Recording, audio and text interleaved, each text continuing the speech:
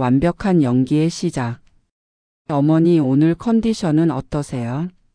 김영호가 병실 문을 열고 들어서며 다정한 목소리로 물었다. 하지만 그의 눈은 침대에 누워있는 어머니 최순복이 아닌 침상 옆 협탁 위에 놓인 가죽 서류 가방을 향해 있었다. 80세의 순복은 창밖을 멍하니 바라보며 아무 대답도 하지 않았다. 아니, 정확히는 대답하지 않는 척했다.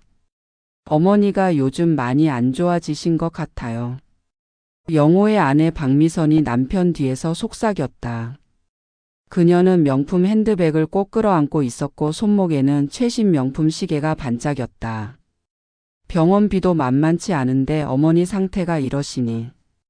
순복은 여전히 창밖만 바라보고 있었지만 그녀의 귀는 모든 것을 듣고 있었다.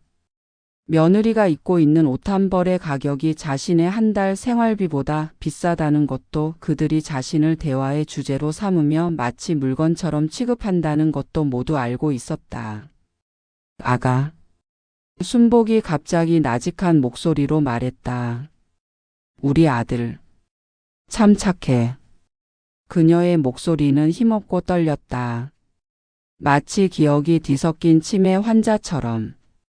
영호는 잠깐 어머니를 바라보더니 곧 안심한 듯 미소를 지었다. 네, 어머니. 제가 어머니를 잘 모실게요. 그는 순복의 손을 잡고 꾹 눌렀다.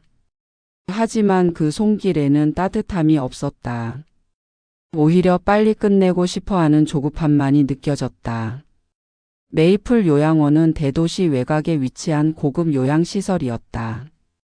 깔끔한 흰색 건물과 잘 정돈된 정원은 언뜻 보기에 완벽해 보였다. 하지만 순복은 알고 있었다. 이곳이 아들이 자신의 재산을 노리기 위해 운영하는 사업장이라는 것을. 어머니, 잠깐 원장실에 들러야 할 일이 있어서요. 영호가 일어서며 말했다. 미선이가 여기서 어머니와 함께 있을게요. 미선은 못마땅한 표정을 감추지 못했다. 여보, 저도 미용실 예약이.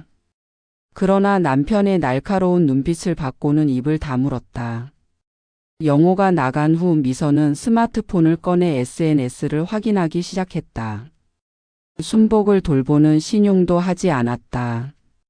오히려 시어머니가 치매라고 생각하니 더욱 함부로 행동했다. 정말 이상해. 어떻게 이렇게 갑자기 치매가 심해질 수가 있지? 미선이 혼잣말을 했다. 하긴 우리한테는 좋은 일이지. 어머니가 정신 멀쩡하셨다면 재산 정리가 이렇게 쉬웠을 리가 없어. 순복의 손이 살짝 떨렸다. 분노 때문이었다. 하지만 그녀는 여전히 창밖만 바라보는 척했다. 이때 영호가 다시 병실로 돌아왔다. 그의 손에는 순복의 서류 가방이 들려 있었다. 어머니 서류들 좀 정리해야겠어요. 요양원 관련 수속 때문에. 아가. 순복이 다시 중얼거렸다. 내 가방. 어디 갔지? 걱정하지 마세요, 어머니. 제가 잘 보관하고 있을게요. 영호는 능숙하게 거짓말을 했다. 그는 이미 그 가방 안에 들어있는 통장과 인감, 그리고 부동산 서류들의 가치를 정확히 알고 있었다. 순복은 아들이 자신의 물컵을 가져다 주는 척하며 서류 가방을 슬쩍 챙기는 모습을 모두 지켜보고 있었다. 그녀의 기억은 그 어느 때보다 선명했다. 남편 최기영이 사업으로 성공해 모은 재산, 그가 불의의 사고로 세상을 떠난 후 홀로 지켜온 가족, 그리고 그 가족들이 자신을 어떻게 대하는지. 물 좀 주세요. 순복이 떨리는 목소리로 말했다. 미선이 짜증스럽게 물컵을 건넸다. 순복은 일부러 손을 떨며 물을 흘렸다. 물이 침대와 바닥에 쏟아졌다. 아이고, 정말. 미선이 한숨을 쉬며 티슈로 물을 닦기 시작했다. 이렇게 해놓으면 청소하는 사람이 얼마나 힘들어. 영호는 아내를 제지했다. 여보, 어머니가 아프신데 그런 말씀하면 안 돼요. 하지만 그의 목소리에는 진심이 담겨 있지 않았다. 오히려 주변에 간병사가 있는지 확인하는 듯 주위를 둘러보았다. 이때 복도에서 발걸음 소리가 들렸다. 영호의 딸 민지가 학교를 마치고 할머니를 보러 온 것이었다. 할머니. 20살의 민지가 밝은 목소리로 병실에 들어왔다. 그녀만이 순복을 진심으로 걱정하며 찾아오는 유일한 가족이었다. 순복의 얼굴에 처음으로 진짜 미소가 떠올랐다. 우리 민지. 왔구나. 할머니 오늘은 기분이 어떠세요? 제가 할머니가 좋아하시는 호두과자 사왔어요. 민지는 순복의 손을 따뜻하게 잡았다. 영호 부부의 표정이 미묘하게 변했다. 민지가 있으면 그들의 행동이 제약받기 때문이었다. 민지야, 할머니 상태가 많이 안 좋아지셨어. 영호가 딸에게 말했다. 치매가 심해지셔서. 우리가 말하는 것도 잘 못 알아들으시고. 민지는 할머니의 손을 꼭 잡으며 말했다. 그래도 할머니는 할머니예요. 제가 자주 와서 이야기해 드릴게요. 순복은 민지의 순수한 마음을 느끼며 마음 한구석이 따뜻해졌다. 이 아이만은 다르다. 이 아이만은. 그녀는 민지의 손을 살짝 눌렀다. 마치 뭔가 신호를 보내는 것처럼. 저녁이 되자 영호 부부와 민지는 집으로 돌아갔다. 병실에 혼자 남겨진 순복은 여전히 창밖을 바라보고 있었지만 그녀의 머릿속은 복잡한 계획들로 가득했다. 치매 연기는 완벽했다. 이제 진짜 복수를 시작할 때였다. 가면 뒤의 진실. 밤 11시 메이플 요양원은 고요했다. 대부분의 환자들이 잠든 시간, 순복의 병실 복도 끝 원장실에서는 여전히 불이 켜져 있었다. 김영호가 노트북 앞에 앉아 무언가를 열심히 확인하고 있었다. 화면에는 순복의 은행 계좌 내역이 떠 있었다. 이것 봐, 여보. 영호가 아내 미선을 불렀다. 어머니 계좌에 아직도 이렇게 많은 돈이 있어. 미선이 화면을 들여다보며 눈을 번뜩였다. 3억? 이게 다야? 이건 하나은행 계좌고 다른 은행에도 있을 거야. 아버지가 부동산도 여러 개 갖고 계셨거든. 영호의 목소리에는 흥분이 섞여 있었다. 어머니가 치매라니. 정말 하늘이 도와주는 것 같아. 바로 그때 복도 끝에서 휠체어가 조용히 움직이고 있었다. 순복이 간병사가 잠시 자리를 비운 사이 홀로 휠체어를 타고 나온 것이었다. 그녀는 원장실 문틈으로 아들과 며느리의 모습을 지켜보고 있었다. 어머니가 치매 진단을 받은 게 정말 다행이야. 미선이 손뼉을 치며 말했다. 이제 법적으로도 우리가 재산을 관리할 수 있잖아. 그렇지. 의사도 말했잖아. 알츠하이머 3단계라고. 영호가 고개를 끄덕였다. 기억력도 거의 없고 판단력도 떨어졌다니까. 순복의 주먹이 조용히 쥐어졌다. 알츠하이머 3단계. 그들이 의사와 짜고 거짓 진단서를 만들었다는 뜻이었다. 여보, 그런데 민지는 어떻게 할까? 아이가 할머니를 너무 좋아해서. 미선이 걱정스런 목소리로 말했다.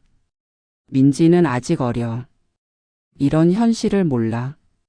영호가 냉소적으로 웃었다. 나중에 어머니가 돌아가시면 유산 상속받을 때 고마워할 거야. 맞아. 지금은 감정적으로 생각하지만 결국 돈이 최고지. 미선이 맞장구를 쳤다. 순복은 더 이상 참을 수 없었다. 하지만 그녀는 감정을 억누르고 조용히 휠체어를 돌려 병실로 돌아갔다. 침대에 누워서도 잠이 오지 않았다. 남편 기영이 어떤 마음으로 평생 모은 재산을 가족을 위해 남겼을까 생각하니 눈물이 흘러내렸다. 다음 날 오전 영호는 평소보다 일찍 병실에 나타났다. 손에는 여러 장의 서류를 들고 있었다. 어머니, 오늘 컨디션은 어떠세요? 그는 여전히 다정한 목소리로 말했지만 눈빛은 차가웠다. 아가, 우리 아들. 순복이 힘없이 중얼거렸다. 어머니 오늘 중요한 서류에 도장 좀 찍어 주셔야 해요. 영호가 서류를 펼치며 말했다. 요양원 관련 수속이에요. 순복은 서류를 흐릿하게 바라보는 척하며 내용을 훑어보았다. 재산관리위 임장, 계좌 이체 동의서, 부동산 처분 동의서. 모든 재산을 아들에게 넘기는 서류들이었다. 아가, 이게 뭐야? 순복이 떨리는 목소리로 물었다. 걱정 마세요, 어머니. 어머니를 위한 거예요. 영호가 순복의 손에 도장을 쥐어 주었다. 여기 그리고 여기만 찍어 주시면 돼요. 순복은 일부러 손을 떨며 엉뚱한 곳에 도장을 찍었다. 아가, 여기 맞아? 아이고 어머니. 영호가 짜증을 내며 새 서류를 꺼냈다. 다시 해주세요. 이번에는 순복이 도장을 떨어뜨렸다. 도장이 바닥에 굴러 떨어졌다. 아이고, 미안해. 미선이 한숨을 쉬며 도장을 주워 올렸다. 이러면 언제 끝나? 바로 그때 병실 문이 열리며 민지가 들어왔다. 아빠 없나? 아침부터 무슨 일이세요? 영호가 당황하며 서류들을 재빨리 정리했다. 아, 민지야. 할머니 요양원 서류 정리하는 중이야. 민지가 서류를 흘끗 보더니 의아한 표정을 지었다. 재산관리위 임장이요? 할머니가 이런 걸 이해하실 수 있을까요? 민지야, 내가 아직 어려서 모르겠지만 이런 건 필요한 절차야. 영호가 딸을 달래려 했다. 하지만 민지는 할머니 곁으로 가서 손을 잡았다. 할머니 괜찮으세요? 순복은 민지의 손을 꾹 눌렀다. 마치 도와달라는 신호처럼. 민지는 그 손길에서 뭔가 이상함을 느꼈다. 아빠, 할머니가 정말 이 서류의 내용을 이해하고 계신 건가요? 민지가 다시 물었다. 영호의 얼굴이 딱딱해졌다. 민지야, 내가 나서서 할 일이 아니야. 어른들 일이니까 신경 쓰지 마. 하지만 할머니 재산인데. 민지가 끝까지 말하지 못했다. 아버지의 날카로운 눈빛 때문이었다. 민지야, 학교 가야 하지 않아? 미선이 딸을 재촉했다. 어른들이 이야기하고 있으니까 나가서 기다려. 민지는 마지못해 병실을 나갔다. 하지만 문 밖에서 귀를 기울이고 있었다. 이제 방해하는 사람도 없으니까 빨리 끝내자. 영호가 다시 순복에게 도장을 쥐어 주었다. 이번에는 순복이 갑자기 아파. 머리가 아파. 하며 신음했다. 어머니? 영호가 당황했다. 순복은 이마를 감싸며 아가. 머리가 너무 아파. 내일 하면 안 돼? 라고 말했다. 영호는 하루 더 기다릴 수밖에 없었다. 하지만 그는 이미 마음속으로 계획을 세우고 있었다. 어머니 상태가 더 나빠지기 전에 빨리 처리해야겠어. 그날 밤 순복은 침대에 누워 천장을 바라보며 생각했다. 이제 더 이상 참을 수 없었다. 아들과 며느리의 탐욕, 거짓말, 그리고 자신을 무능한 치매 환자 취급하는 모든 것들이. 하지만 그녀에게는 계획이 있었다. 아주 치밀하고 완벽한 복수의 계획이. 휴대폰 진동음이 울렸다. 민지에게서 온 메시지였다. 할머니 괜찮으세요? 뭔가 이상해요. 순복은 민지만이 자신의 진짜 모습을 알 자격이 있다고 생각했다. 이제 조금씩 진실을 알려줄 때가 된 것 같았다. 진실의 첫 번째 조각. 그날 밤 순복은 간병사가 순찰을 돌고 간 후 조용히 침대에서 일어났다. 그녀의 움직임은 치매 환자답지 않게 민첩했다. 침상 밑에서 작은 상자를 꺼냈다.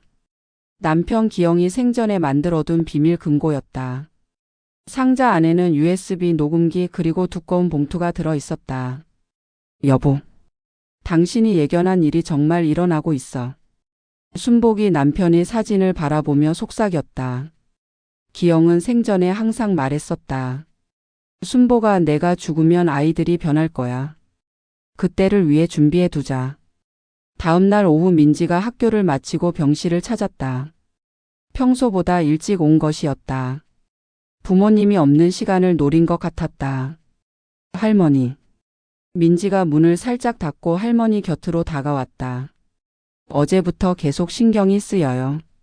아빠가 할머니한테 서명 받으려던 서류들. 순복은 여전히 창밖을 바라보고 있었다. 하지만 민지의 목소리에 귀를 기울이고 있었다. 할머니, 저 혼자만 이상하게 느끼는 건가요? 아빠랑 엄마가 할머니를 대하는 방식이. 민지가 말끝을 흐렸다. 순복은 천천히 고개를 돌려 민지를 바라보았다. 그리고 놀랍게도 맑고 또렷한 목소리로 말했다. 민지야. 민지가 깜짝 놀라 뒤로 물러섰다. 할머니? 지금. 앉아라, 우리 손녀. 순복의 목소리는 전날까지의 떨리고 힘없던 목소리와는 완전히 달랐다. 확신에 찬 단호한 목소리였다. 민지는 의자에 앉으며 할머니를 멍하니 바라보았다. 할머니. 치매가. 치매? 그런 건 없어. 순복이 쓴 웃음을 지었다. 모든 건 연기였어, 민지야. 연기라고요? 민지의 목소리가 떨렸다. 순복은 침대 밑에서 상자를 꺼내며 말했다. 내 아버지와 어머니가 얼마나 추악한지 보고 싶었거든. 내가 정말 아무것도 모르는 치매 환자라고 생각할 때 그들이 어떻게 행동하는지 말이야. 민지는 충격에 빠져 말을 잇지 못했다. 할머니가 상자에서 꺼낸 것은 작은 녹음기와 USB였다. 이 녹음기에는 내 아버지가 어젯밤 원장실에서 한 말들이 다 들어있어. 순복의 눈에 차가운 빛이 스쳤다. 어머니가 치매라니 하늘이 도와주는 것 같다는 말까지 포함해서. 아니에요, 할머니. 아빠가 그런 말을. 민지가 부정하려 했지만 순복이 재생 버튼을 눌렀다. 녹음기에서 영호와 미선의 목소리가 또렷하게 흘러나왔다. 어머니가 치매 진단을 받은 게 정말 다행이야. 이제 법적으로도 우리가 재산을 관리할 수 있잖아. 민지의 얼굴이 창백해졌다. 이게 정말 아빠 목소리. 더 듣고 싶어? 순복이 USB를 민지에게 건넸다. 이 안에는 더 충격적인 내용들이 있어.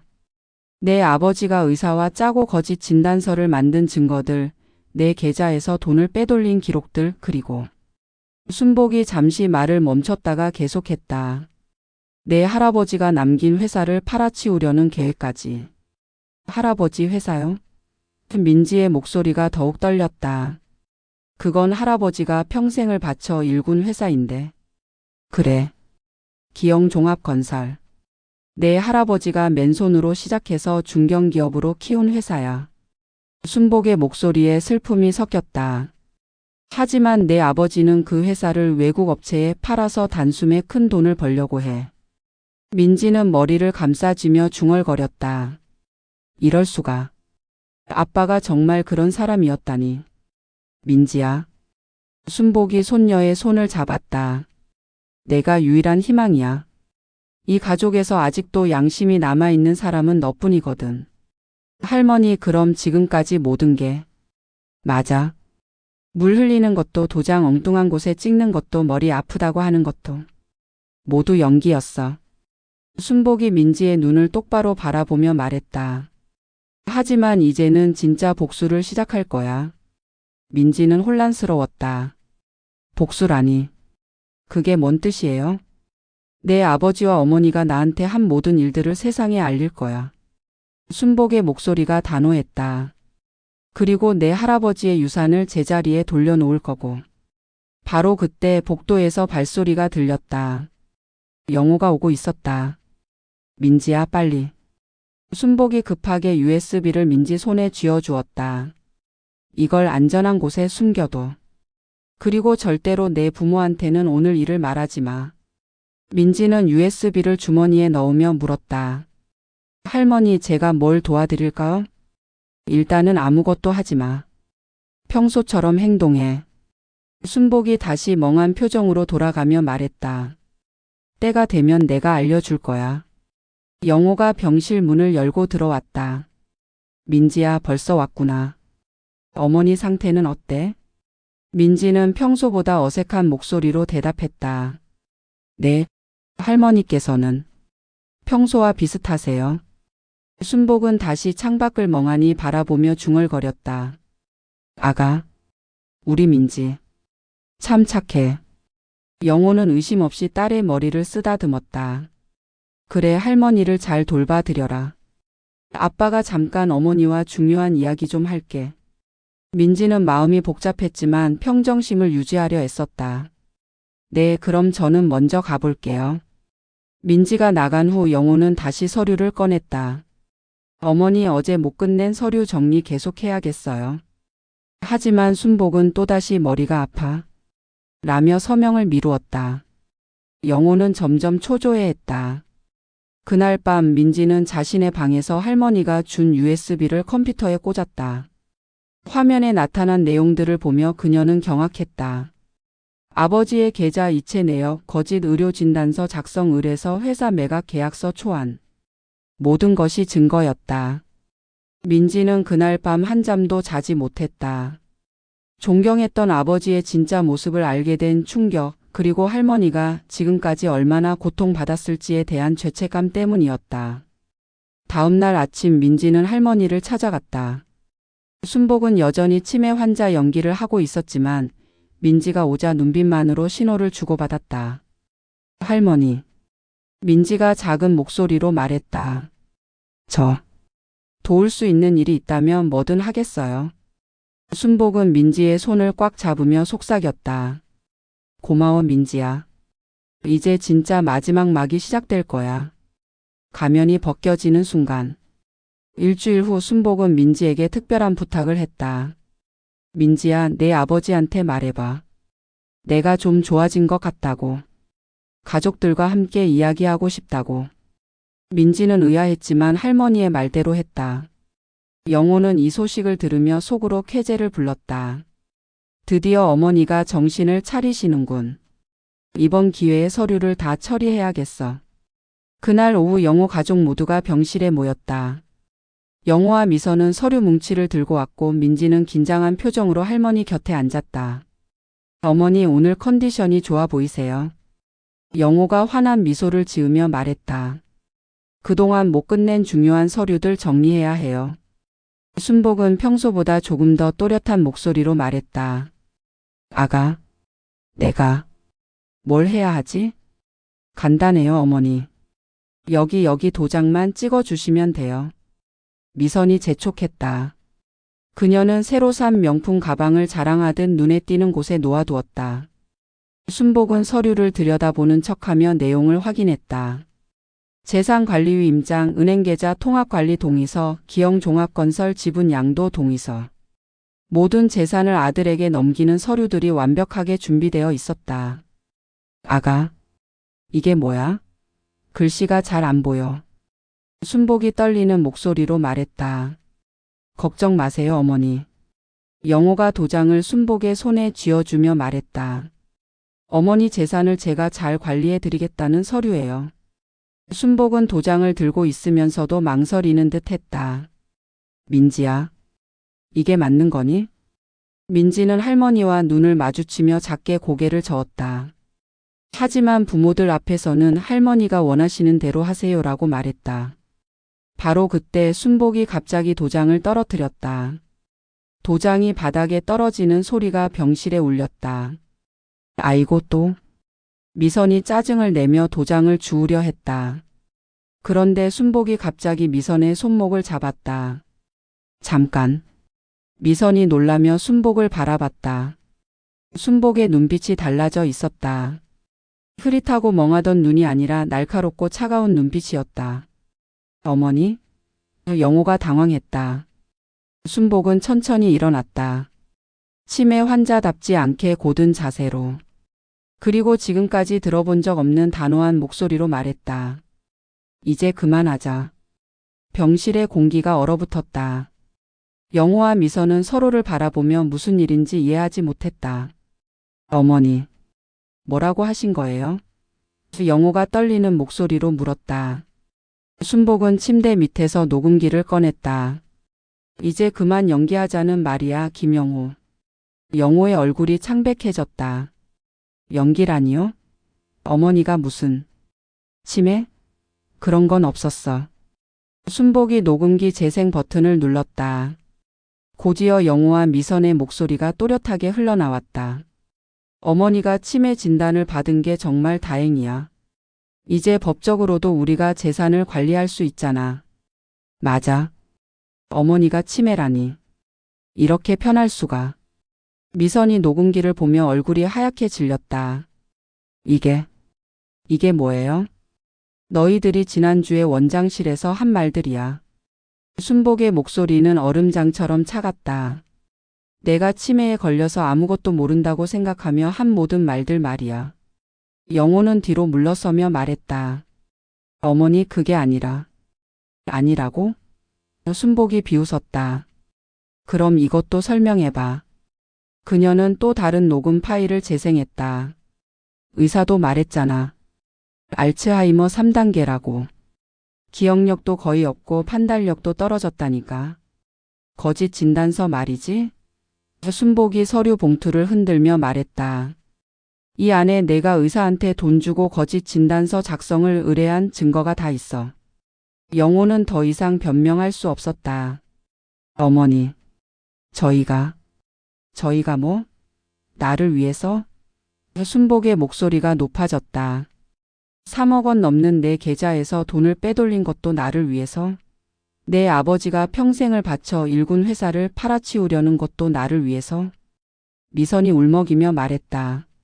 어머니, 저희가 잘못했어요. 하지만 어머니 노후를 위해. 노후? 순복이 웃음을 터뜨렸다. 내 노후를 위해 나를 요양원에 가둬두고 치매 환자 취급하며 하녀처럼 부린 게? 민지는 부모들의 참모습을 보며 눈물을 흘렸다. 존경하던 아버지가 이런 사람이었다니. 영호가 무릎을 꿇으며 말했다. 어머니, 죄송합니다. 정말 죄송해요. 이제 와서 죄송하다고? 순복이 차가운 목소리로 말했다. 내가 나한테 한 짓들을 생각해봐. 치매 환자라고 무시하고 내 앞에서 내 재산 나눠먹을 계산하고 내가 죽기만 기다리는 듯한 말들을 하고. 순복은 잠시 말을 멈췄다가 계속했다. 하지만 가장 용서할 수 없는 건 내 아버지가 남긴 회사를 팔아치우려 했다는 거야. 어머니. 영호가 고개를 들지 못했다. 기영종합건설은 내 아버지의 혼이 담긴 곳이야. 순복의 목소리에 슬픔이 섞였다. 그걸 외국 업체에 팔아서 한몫 챙기려고? 내가 정말 내 아들 맞니? 미선이 떨리는 목소리로 말했다. 어머니, 저희가 모든 걸 원래대로. 원래대로? 순복이 고개를 저었다. 이미 늦었어. 나는 이미 모든 준비를 끝냈거든. 순복은 또 다른 서류를 꺼냈다. 이건 변호사 사무실에서 정식으로 작성한 새로운 유언장이야. 그리고 이건. 그녀가 USB를 흔들었다. 너희들의 모든 범죄 증거들이 담긴 자료야. 영호와 미선은 절망적인 표정으로 서로를 바라봤다. 어머니, 제발. 영호가 애원했다. 하지만 순복은 이미 결심을 굳혔다. 내일 오전 10시에 기자회견을 할 거야. 치매 할머니를 속여 재산을 가로챈 불효 자식들이라는 제목으로 말이야. 병실은 정적에 휩싸였다. 순복의 완벽한 복수극이 마지막 막을 향해 달려가고 있었다. 민지만이 할머니의 손을 꼭 잡으며 속삭였다. 할머니, 잘하셨어요. 순복은 민지를 바라보며 처음으로 따뜻한 미소를 지었다. 이제야 진짜 자유로워졌구나. 진짜 마지막 복수. 다음 날 오전 9시 메이플 요양원 로비는 기자들과 카메라맨들로 북적였다. 순복이 예고한 기자회견 때문이었다. 영호와 미선은 간밤에 도망치려 했지만 순복이 미리 법원에 재산 보전 명령을 신청해둔 상태였다. 그들의 모든 계좌는 동결되어 있었다. 어머니, 제발 다시 한번 생각해 주세요. 영호가 병실에서 마지막 애원을 했다. 하룻밤 사이에 완전히 초라해진 모습이었다. 순복은 평생 입어보지 못한 고급스러운 정장을 입고 있었다. 민지가 어젯밤 준비해준 것이었다. 생각은 이미 끝났어.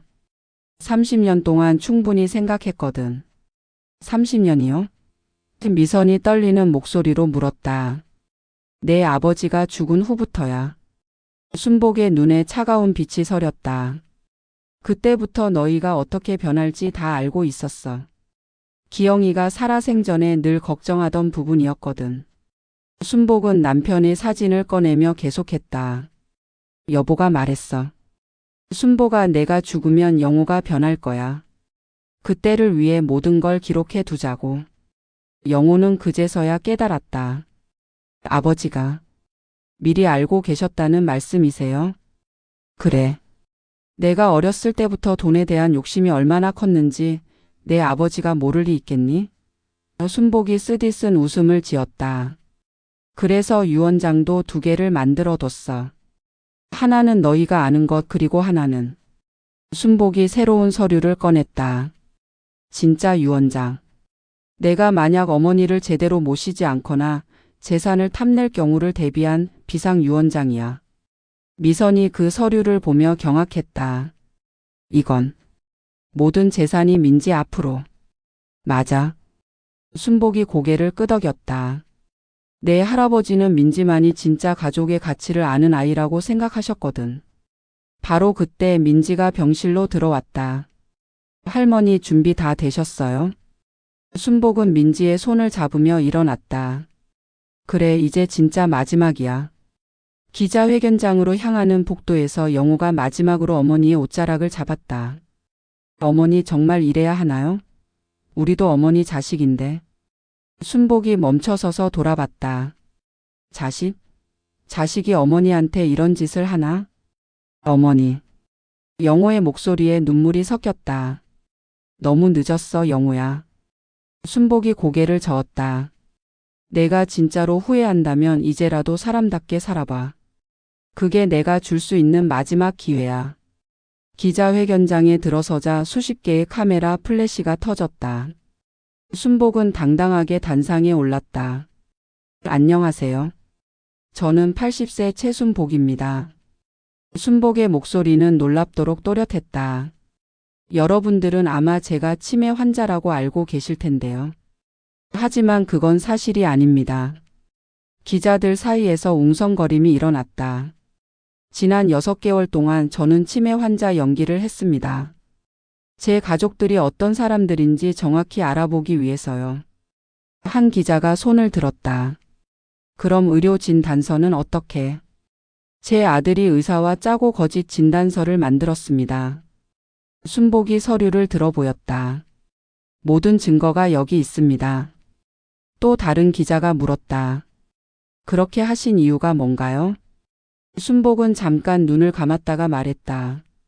저희 남편이 평생을 바쳐 일군 재산과 회사를 제 자식들이 어떻게 처분하려 하는지 지켜보고 싶었어요. 그리고 그녀의 목소리가 떨렸다. 혹시라도 제가 잘못 생각한 건 아닌지 마지막 기회를 주고 싶었어요. 결과는 어땠습니까? 제 기대보다 훨씬 더 나빴습니다. 순복이 쓰디쓴 미소를 지었다. 제 아들은 제가 치매라고 생각하자마자 제 재산을 가로채기 시작했어요. 제 앞에서 어머니가 치매라니 하늘이 도와준다는 말까지 했습니다. 기자회견장이 조용해졌다. 모든 사람들이 숨을 죽이고 순복의 말을 들었다. 하지만 가장 분노스러웠던 건 순복의 목소리가 높아졌다.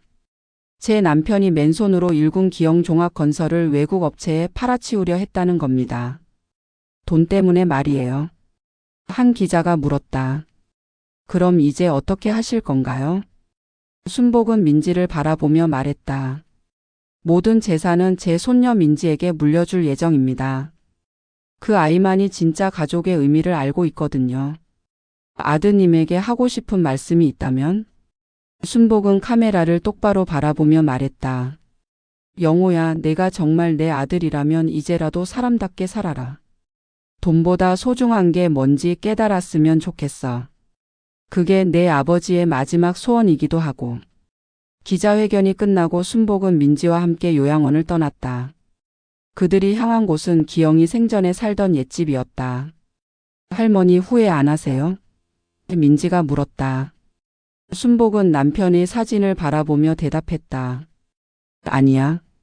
이제야 진짜 자유로워진 기분이야. 그날 저녁 TV 뉴스는 온통 치매 연기한 할머니의 복수로 도배되었다. 인터넷에는 수천 개의 댓글이 달렸다. 이거 완전 영화보다 더 영화 같다. 할머니 진짜 멋있으시다. 불효 자식들 정말 답답하네. 한 달 후 영호는 모든 것을 잃고 작은 아파트에서 혼자 살고 있었다. 미선은 이혼을 요구하며 친정으로 돌아갔다. 그는 매일 어머니께 전화를 걸었지만 순복은 받지 않았다. 어느 날 영호는 어머니가 사는 집 앞에서 기다렸다. 순복이 민지와 함께 산책에서 돌아오는 모습을 봤다. 어머니. 영호가 다가갔다. 순복은 잠시 멈춰서서 아들을 바라봤다. 한 달 사이에 많이 초라해진 모습이었다. 뭐 하러 왔니? 어머니 정말 잘못했어요. 영호가 눈물을 흘리며 말했다. 이제야 깨달았어요. 제가 얼마나 나쁜 짓을 했는지. 순복은 오랫동안 아들을 바라보다가 말했다. 영호야. 내 어머니. 내가 정말로 뉘우치고 있다면 이제부터라도 제대로 살아라. 그게 내가 할 수 있는 유일한 속죄야. 영호는 고개를 끄덕이며 울었다. 순복은 더 이상 말하지 않고 민지와 함께 집으로 들어갔다. 그날 밤 순복은 남편의 사진 앞에서 말했다. 여보, 이제 정말 끝났어. 우리 영호가 변하길 바라면서 마지막 기회를 줬어. 이제는 그 아이의 몫이야. 민지가 할머니 옆에 앉으며 말했다. 할머니, 저는 할머니가 자랑스러워요. 고마워 민지야. 내가 있어서 내가 이겨낼 수 있었어. 창밖으로 달빛이 스며들었다. 순복은 처음으로 진짜 평안함을 느꼈다. 복수는 끝났고 이제 남은 건 새로운 시작뿐이었다. 그리고 멀지 않은 곳에서 영호는 어머니의 마지막 말을 곱씹으며 새로운 삶을 시작할 결심을 다지고 있었다. 진짜 마지막 복수는 용서할 기회를 주는 것이었다.